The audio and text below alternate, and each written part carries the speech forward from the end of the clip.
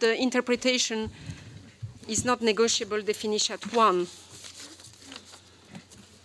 So is everybody seated? So thank you very much. Thank you very much to everybody for the very rich debates and moderation. So without further delay, we will have very practical cases in panel 2 from finance and blending and from a farmers' organization highlighting, some of the markets as well as youth and women and innovations.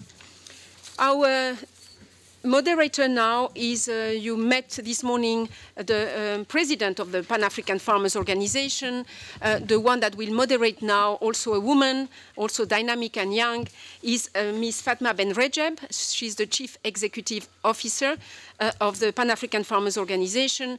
She has extensive experience, not only on the farmers, because she was herself the director of UMAGRI, so the Northern Africa Farmers Organization, for many years, but she has also worked on the legal and trade issues related to farmers, as well as on strong administrative and management parts. So I thank you very much. You have just recently had your General Assembly, where actually you nominated your new president, Elizabeth, but you also have just opened your office in Africa, in Rwanda, so that's where they will be operated from. I thank you very much to you and all the farmers we have around the table and for moderating this session. I'm sure that the speakers will keep to their time, that we can still have some time for questions, including for the remaining ones of the first panel. Thank you, Ms. Ben Rejeb.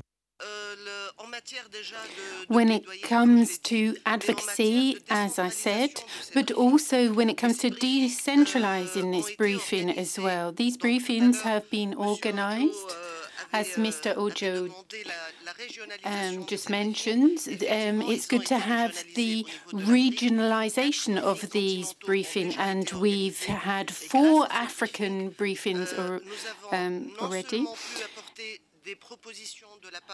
We've had proposals from African leaders on strategic issues in Africa at various different levels, various strategic questions. And it's thanks to these briefings that farmers and leaders who are present here today have been able to share their successes so that we can capitalize them and upscale them. I won't go into too much detail because time is running on. This is a panel of really motivated individuals, participants who are very committed to promoting the cause of farmers. The first panelist that we have now, there's just one thing that I would like to say in particular about Mr. Mark Decker, who's responsible for evaluation and research and learning at Eco Cooperation. He has left the offices and labs behind him to work on the ground. He wants to teach agriculture, the agricultural sector and farmers. Over to you now, Mr. Decker.